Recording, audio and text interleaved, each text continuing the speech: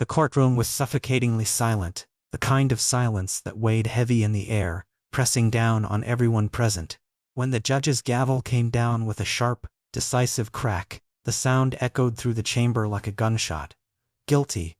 The word felt heavier than the chains around Michael Carter's wrists. He sat motionless, his hands cuffed in front of him, his uniform a once proud symbol of his dedication to the force, now nothing more than a reminder of what he had lost. A decorated officer with 15 years of service, Michael had devoted his life to upholding the law, to protecting those who couldn't protect themselves. But now, the very system he had sworn to serve had turned against him. He had pleaded his innocence, had sworn that the evidence was planted, that he was being framed, but it hadn't mattered.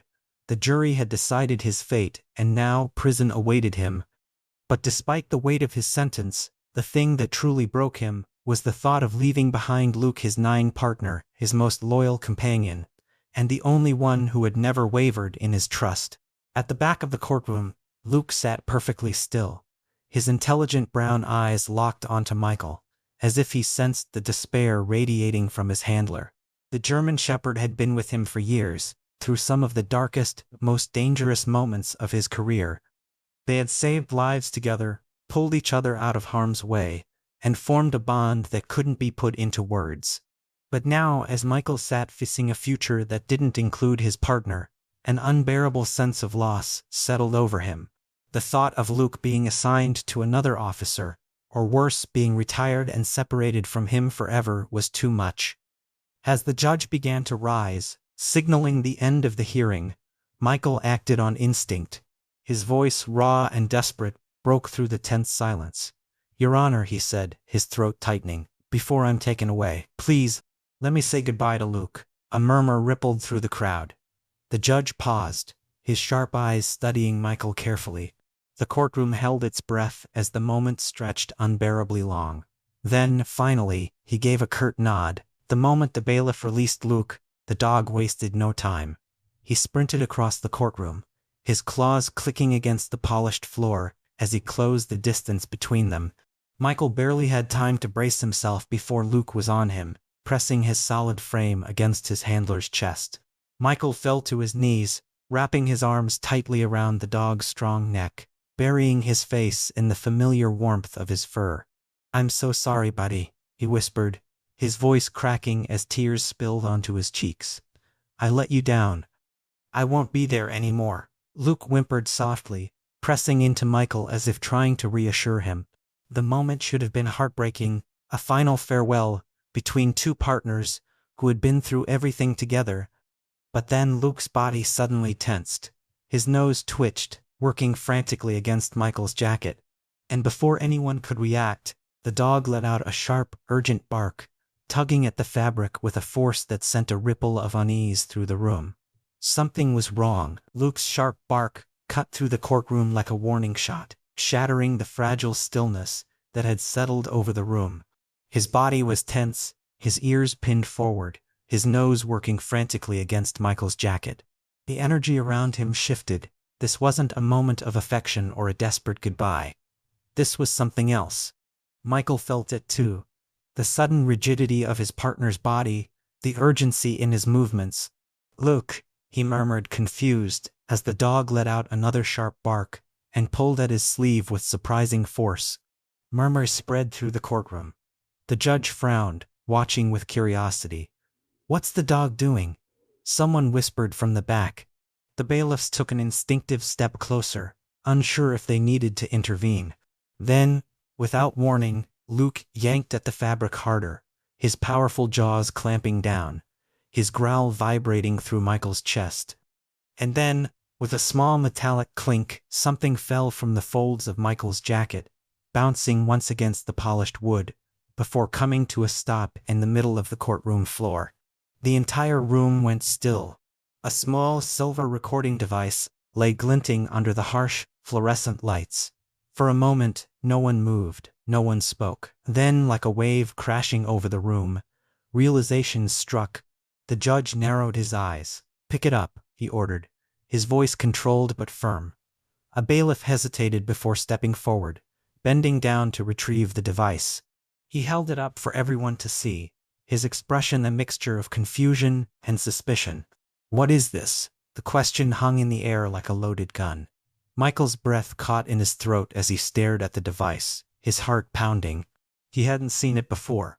He had no idea how it had gotten there. But Luke did. The German shepherd remained rigid beside him, his sharp gaze fixed on the prosecutor. Michael's eyes followed his dog's line of sight, and suddenly, everything clicked. Across the room, the prosecutor had gone pale, beads of sweat forming at his temple. He cleared his throat, forcing an uneasy smile. "Your Honor," he started, his voice shaking slightly. It wasn't part of the submitted evidence. It's clearly been tampered with." The judge's expression darkened. "Tampered with," he repeated, his voice dangerously low. "In a courtroom, during sentencing." His gaze sharpened, his authority pressing down on the room like an invisible weight. The prosecutor flinched, opening his mouth as if to argue, but the judge wasn't finished. He turned to the bailiff. "Activate the device." The bailiff hesitated for only a second before pressing the play button. A crackle of static filled the room. The courtroom collectively leaned forward, straining to hear. And then, the words hit like a thunderclap. A gruff voice spoke, clear and unmistakable. "Just plant the evidence. No one's going to question it. Carter's clean record makes him the perfect scapegoat. Get it done." Gasps erupted throughout the courtroom. Michael felt the breath leave his lungs. He knew that voice. His former supervisor, Captain Ray Harding. The truth had just been unleashed, and there was no stopping it now. The words from the recording echoed through the courtroom like a gunshot, cutting through the stunned silence. The weight of the revelation pressed down on everyone in the room, the reality of what had just been exposed settling in. Michael's heart pounded in his chest, his breath caught somewhere between shock and rage. The voice on that tape, the one orchestrating his downfall, belonged to none other than Captain Ray Harding, the man who had been his mentor, his superior, someone he had once trusted without question. He had spent weeks behind bars, stripped of his badge, his reputation shattered, and all along, the evidence had been fabricated by the very people sworn to uphold justice. The prosecutor, who only moments ago had spoken with certainty, was now rigid with tension, his face pale as he watched the courtroom erupt into whispers and gasps. This is absurd," he blurted out, stepping forward, his voice desperate. "This doesn't prove anything. It could be anyone. This device could have been planted to discredit this case." His words were weak, unconvincing. Michael could see it in his eyes. He knew he had lost control. The judge wasn't having it. His gavel slammed down, the sharp crack demanding silence. "Sit down," he ordered, his voice like iron cutting through the rising chaos. The prosecutor froze, his mouth still open as if grasping for another excuse, another lifeline. But there was nothing left to say. The judge turned to the bailiffs, his expression grim but resolute. "This trial is not over," he declared. "Escort the defendant back to holding. Secure that device as new evidence. We are reopening this case immediately." A murmur of shock spread through the courtroom, but Michael barely heard it. For the first time in weeks, he felt something other than despair. A flicker of hope burned in his chest, small but powerful. Luke, still sitting beside him, let out a low, steady growl, as if to echo his partner's unspoken fury. He had always known. If not for Luke, that recording might never have been found, and Michael would have spent years rotting in a prison cell for a crime he didn't commit. He looked down at his partner, placing a firm hand on the dog's head. "You saved me," he whispered, voice thick with emotion. As the bailiffs moved toward Michael, ready to escort him back to his cell, he turned for one last look at Luke. The thought of being separated again made his chest tighten, but he knew now that this wasn't the end, it was just the beginning.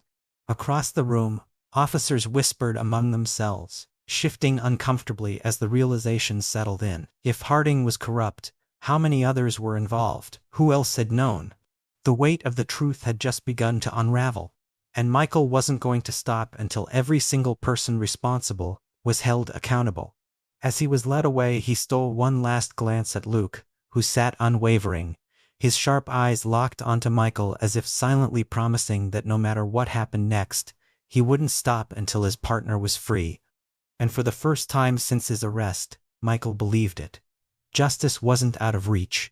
Not anymore. Michael sat on the hard bench in his holding cell, his mind racing with everything that had just unfolded. The weight of betrayal was suffocating.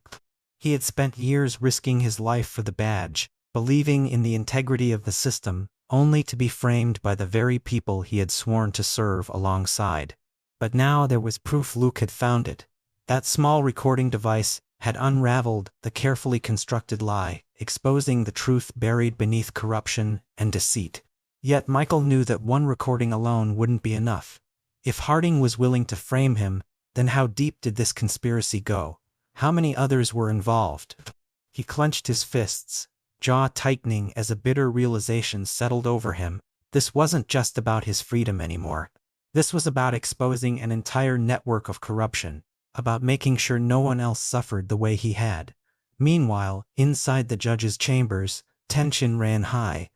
The judge sat at his desk, replaying the recording on a secure device, his expression darkening with every word. The voices on the tape weren't just discussing fabricated evidence. They were orchestrating a complete takedown of an innocent man. The implications were damning. His grip tightened around the recorder as he pressed the intercom button. "Summon Captain Harding to my office immediately." Across the precinct, Captain Harding had been waiting, ensuring Michael's sentencing had gone smoothly, at least, according to his plan. But when a bailiff approached him with the judge's summons, a flicker of unease crossed his face. He rose stiffly, adjusting his tie before following the officer down the hall. When he entered the chambers, the judge's expression was unreadable, but the tension in the room was undeniable. Harding offered a polite nod, though his shoulders were rigid. "You called for me, Your Honor." His voice was steady, but there was something guarded in his tone. The judge didn't waste time. He tapped his finger against the recorder on his desk. "Care to explain this?" Harding's carefully composed facade faltered for just a split second before he masked it with feigned confusion. "I'm not sure what you mean," he replied smoothly, but his eyes flickered to the device, betraying the fear he was trying to conceal. The judge didn't blink. He simply pressed play. Once again, the damning words filled the room. Harding's face drained of color. He quickly recovered, shaking his head. "Your Honor, this is absurd." He forced a chuckle. "That could be anyone. You can't seriously think." "I don't think, Captain," the judge interrupted, his voice hard. "I act on evidence. And this," he gestured to the recorder, "is evidence of a crime. Multiple crimes." Before Harding could respond, the door swung open, and two bailiffs stepped inside. For the first time, true panic flashed in Harding's eyes. "What are you doing?" he demanded, his voice rising. "You can't. You're being detained for questioning," the judge said firmly.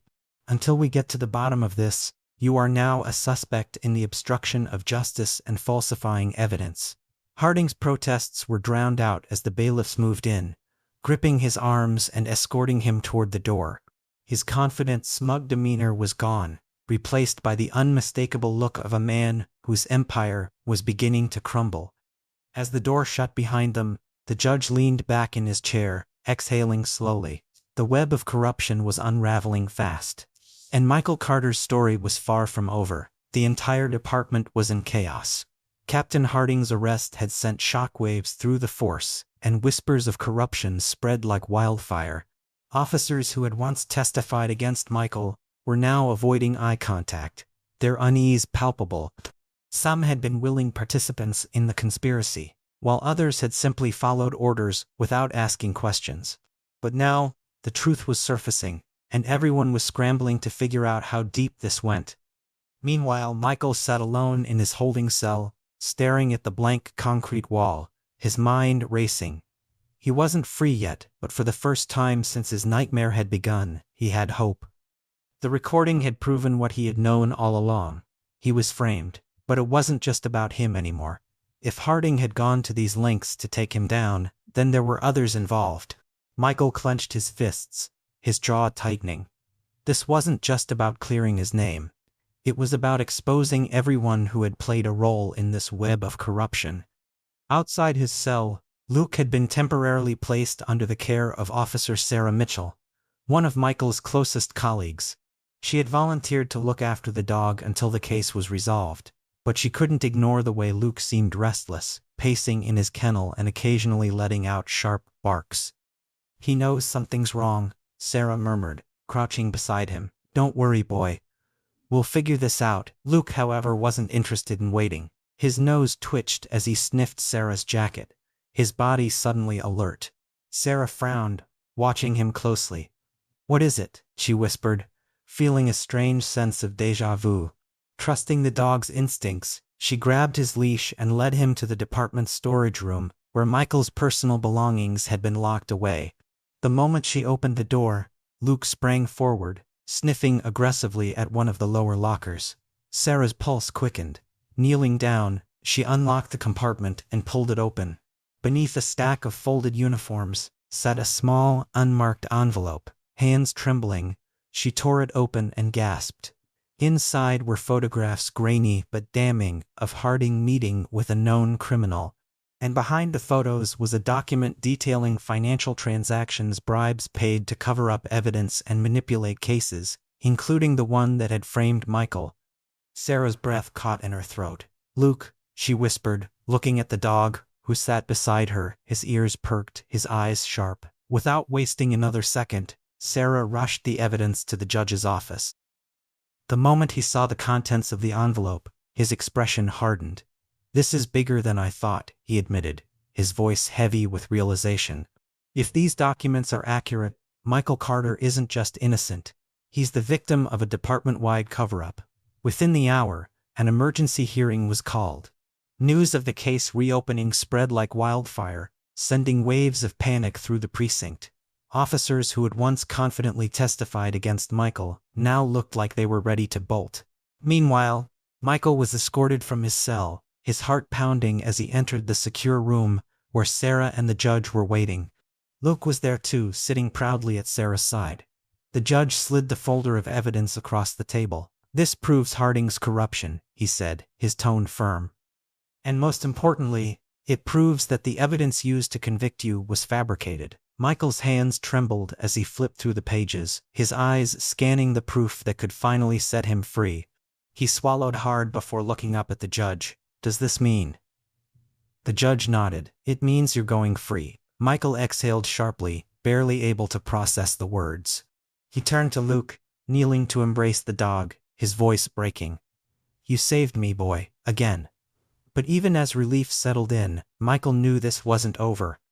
Harding had been caught, but he hadn't worked alone. There were more layers to uncover, more people to expose. And Michael wouldn't stop until every last one of them faced justice. Michael stepped out of the courthouse for the first time as a free man. The cool air hit his face, but the weight on his shoulders was far heavier than the shackles he had just shed. Reporters swarmed the steps, cameras flashing, voices overlapping as they hurled questions at him, questions about his release, about the corruption scandal brewing within the department, about what came next. But Michael barely heard them. His focus was locked on Luke, standing faithfully at his side. The dog's tail wagged slightly, but his sharp brown eyes held the same unwavering intensity that had saved Michael's life more times than he could count. Seeing Luke again, outside of a cage, outside of a courtroom, made everything feel real. They had fought through hell together and they had won, but Michael knew that the battle wasn't over. Inside the courthouse, the judge had convened a special task force to investigate the full extent of corruption within the police department. Sarah had been placed at the head of the effort, using the documents Luke had helped uncover to track down others involved in the conspiracy. It turned out Harding was just the beginning. The real mastermind behind the cover-up was still out there, hiding in the shadows. As Sarah caught up to him outside, she didn't need to say a word. He could see it in her expression. "We need your help," she finally said. "No one knows this department better than you." Michael hesitated, his jaw tightening. He had spent his entire career believing in the badge, trusting the system. But that system had betrayed him, chewed him up, and tried to discard him. Now it was asking for his help. He wanted to walk away, to put it all behind him. But then he looked at Luke, the dog who had never once doubted him, never once turned his back on him. Luke had trusted Michael even when the world didn't. That loyalty was worth something. Michael exhaled, nodding. "I'm in," he said, his voice steady. "But I'm not doing this for the department. I'm doing it for the truth." And with that, he stepped back into the fight, not as a cop, but as a man determined to make things right. The deeper they dug, the uglier the truth became. The corruption ran deep, far beyond Harding, reaching into politics, business, and law enforcement. As the task force built its case, Luke played an unexpected role, sniffing out hidden files, leading them to overlooked evidence. What had once seemed like an impossible battle was now a war they were prepared to win. Michael's journey wasn't just about clearing his name. It was about standing against a system that had allowed corruption to fester, and in that, there was a lesson. Too often, people trust in authority blindly, believing that those in power will always do what is right. But the truth is, justice isn't automatic. It's fought for. It's earned. And sometimes, it takes the most unlikely of heroes to bring it to light. Michael had spent his life believing that the strongest warriors wore badges. But he had learned that real strength wasn't in a uniform or a title. It was in loyalty, in resilience, in the refusal to back down even when the odds were stacked against you. And in the end, it wasn't a judge, a lawyer, or even a fellow officer who had saved him. It was Luke, his partner, his protector, his family. As the sun set behind them, Michael knelt beside Luke, scratching behind his ears. "We did it, buddy," he murmured. The dog leaned into him, his tail wagging softly. Michael smiled, feeling something he hadn't felt in a long time: peace. Because in a world filled with betrayal and lies, one truth remained unshakable. Real loyalty, the kind that never wavers, is the most powerful force of all.